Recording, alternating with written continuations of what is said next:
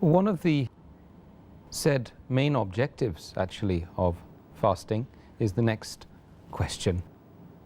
Taqwa.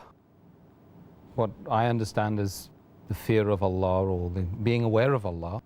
Could you explain this concept, the concept of taqwa, so the viewers will be able to take maximum benefit from that information, that they could fast better?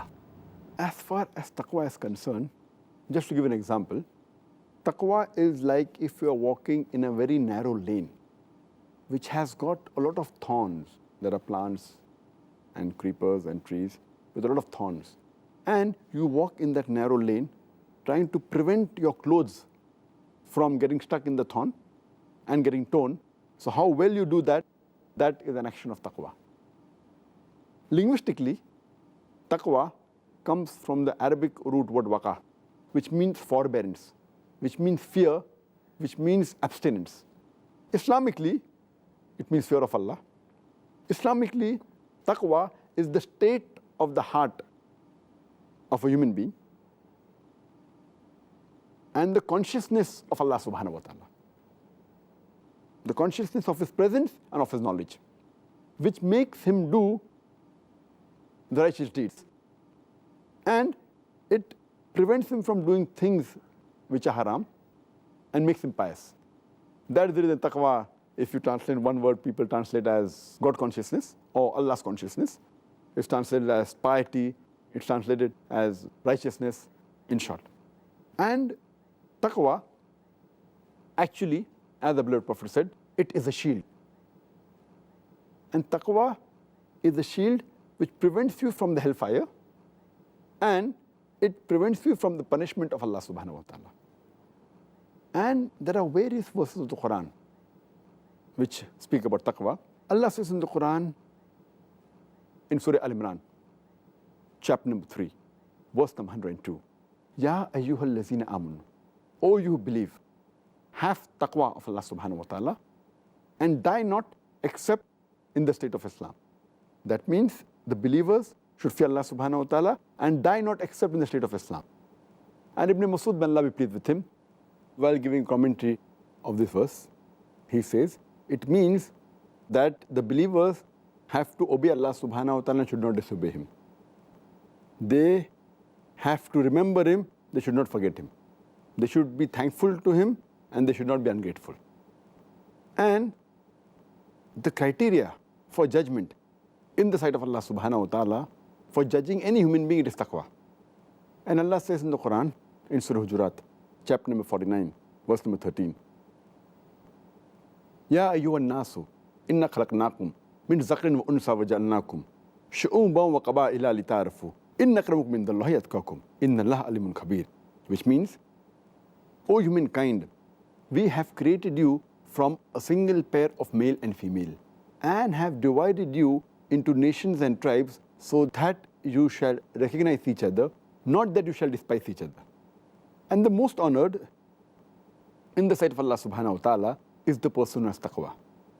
The criteria for judgment in the sight of Allah subhanahu wa ta'ala, it's not sex, it's not color, it's not caste, it's not money, it's not wealth, it's not age, but it is taqwa. It is God consciousness, it is piety, it is righteousness. Only way one human being can be superior to the other, it is by taqwa. And our beloved Prophet Muhammad, he used to always encourage the Sahaba, and he always gave guidance to his companions that they should increase in taqwa. And especially when they went on a military expedition, he always said that fear Allah, have taqwa. And that was followed later on by the Sahabas in giving advice, and the Khulfa Rashidin. And we also have a hadith of Hazrat Umar, may Allah be pleased with him. He told his son Abdullah, may Allah be pleased with him, that have taqwa and fear Allah. And he said, you fear Allah and He will protect you. Have taqwa of Allah and He will protect you. And he further said that if you give in the way of Allah, Allah will reward you. And if you thank Allah, He will increase. Here we realize that there are many verses in the Quran which Allah gives us guidance about taqwa. For example, Allah says that taqwa is the criteria for a person to acquire righteousness.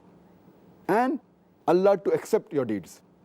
Allah says in the Quran in Surah Ahzab, chapter number 33, verse number 70 and 71, Ya ayyuhal lazina amanu, O you believe, have taqwa of Allah, fear Allah, and those who obey Allah and His Messenger, they are the people who will achieve a great reward, would have reached a higher achievement.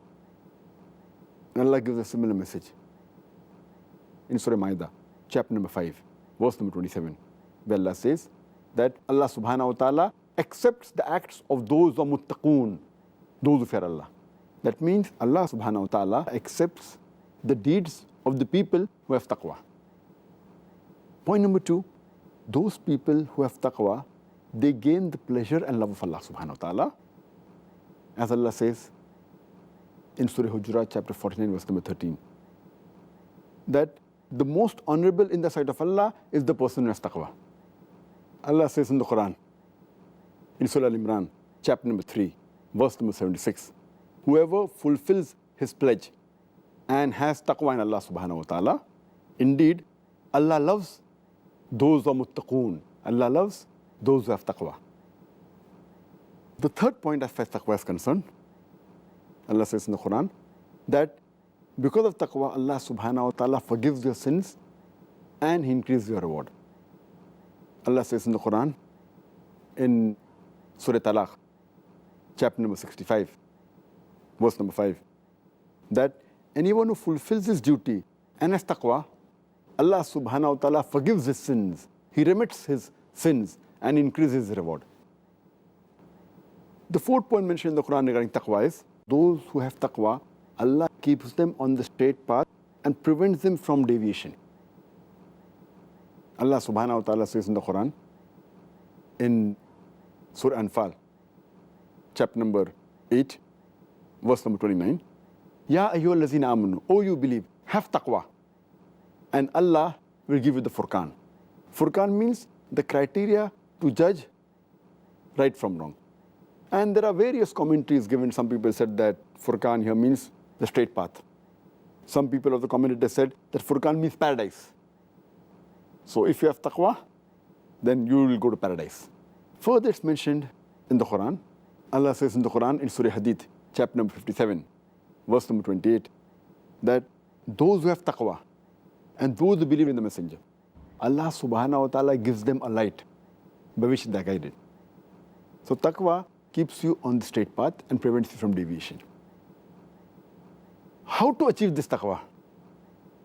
Allah says in the Quran, in Surah Baqarah, chapter number 2, verse number 21, Ya ayyuhan nas, O humankind, worship thy Lord who has created you and created those people who came before you so that you may learn taqwa. So if you worship your Lord who has created you and people who came before you, you will learn taqwa. Allah says in the Quran in Surah Baqarah chapter 2 verse number 83, Ya ayyuhal lazina amanu, O you believe, kutiba alaykumus siyamu, fasting has been prescribed to you. Kama kutiba alal lazina min qablikum, as it was prescribed to people who came before you. Lallakum tattaqoon, so that you may learn self-restraint. The word here tattaqoon, so that you may learn taqwa. So here there are two examples given. How can you learn taqwa?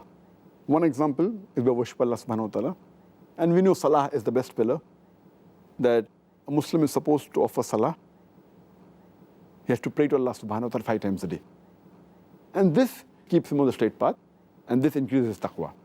And the second thing, one is the daily activity, and Ramadan fasting is the annual activity. Like how a body requires overhauling once every year. Every machine requires servicing.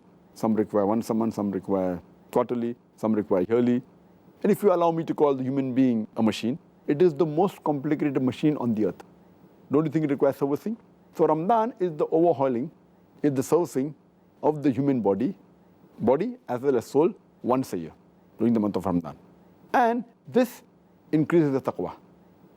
It increases the God consciousness, righteousness, piety, as we discussed in all these days. And I'd like to give you an example. There was a Sahaba, when Ramadan was coming, Makkah used to be very hot.